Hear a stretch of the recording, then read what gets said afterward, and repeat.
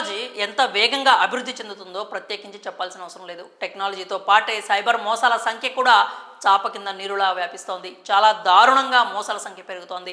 దేశవ్యాప్తంగా అమాయకులను టార్గెట్గా చేసుకుంటూ రెచ్చిపోతున్నారు ఖతర్నాక్ కేటుగాళ్లు. ఎన్నో వేల మందిని మోసం చేసి కోట్ల రూపాయలు కొల్లగొట్టిన సంఘటనలు ఎన్నో వెలుగులోకి వస్తున్నాయి. బయట మోసాల సంగతి ఏమో కానీ ఆన్లైన్ మోసాలు మాత్రం బాగా పెరిగిపోయాయి. ఈ మోసాలు ఈ మధ్య చాలా సర్వసాధారణంగా మారాయి. ఇదే తరహాలో ఇంకో మోసం వెలుగులోకి వచ్చింది. దాని గురించి తెలిస్తే వామ్మో ఇదే మోసం రా, మైండ్ బ్లాక్ అయింది అనకుండా ఉండలేరు. యూట్యూబ్ చూసి నేర్చుకుని మరి 42 లక్షల రూపాయలు కొల్లగొట్టాడు కుర్రాడు. ఇంతకీ ఆ మోసం ఏంటి? పూర్తి వివరాలు మనం ఇప్పుడు తెలుసుకుందాం. రాజస్థాన్లోని అజ్మీర్కు చెందిన 11వ తరగతి విద్యార్థి ఫేక్ డిపాజిట్ స్కీమ్ క్రియేట్ చేశాడు. ఈ స్కీమ్ పేరుతో ఒకరిని కాదు, ఇద్దరిని కాదు, దాదాపు 200 మందిని మోసం చేశాడు. యూట్యూబ్ ద్వారా మోసం చేయడం ఎలాగో నేర్చుకున్నాడు. ఇతని పేరు కాసిఫ్ మిశ్రా. ఇతని వయసు కేవలం 19 సంవత్సరాలు మాత్రమే.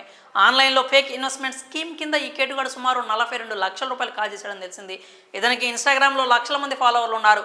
కాసిఫ్ తన యూట్యూబ్ ఛానల్ ద్వారా ఇన్వెస్టర్లను ఎరగా మార్చుకున్నాడు. స్టార్టింగ్లో తక్కువ డబ్బు పెట్టుబడి పెట్టిన వారికి ఎక్కువ డబ్బు ఇచ్చాడు. అలా ప్రజల్లో మంచి గుర్తింపు వచ్చేలా బాగానే ప్లాన్ చేశాడు. డబ్బులు ఆశ చూపించి బాగా నమ్మించాడు. ఒకసారి తన స్కీమ్లో ఇన్వెస్ట్మెంట్ చేసిన వారికి తమ స్నేహితులు పరిచయస్తులకు చెప్పమని కూడా ఒప్పించాడు. అప్పుడు 99,999 రూపాయలు ఇన్వెస్ట్ చేస్తే 13 నెలల్లో ఏకంగా 13,99,999 రూపాయలు వస్తాయని నమ్మించాడు. అతని మాటలు నమ్మి దాదాపు 200 మంది మాయలో పడ్డారు. దారుణంగా మోసపోయారు. అయితే ఎలాగోలా కాసిఫ్ కంత్రి ప్లాన్ వెలుగులోకి వచ్చింది. ఇతడి మాయలో పడి మోసపోయిన బాధితులు పోలీసులను ఆశ్రయించారు. పక్కా సమాచారం అందుకున్న పోలీసులు ఈ కిలాడి బాలుడి ఇంటిపై దాడి చేసి cash count machine, car, laptop, మొబైల్ని స్వాధీనం చేసుకున్నారు. ఈ కేటుగాడిని 2 రోజుల పాటు రిమాండ్ హోమ్కు తరలించినట్టుగా తెలిసింది. ఇది సంగతి.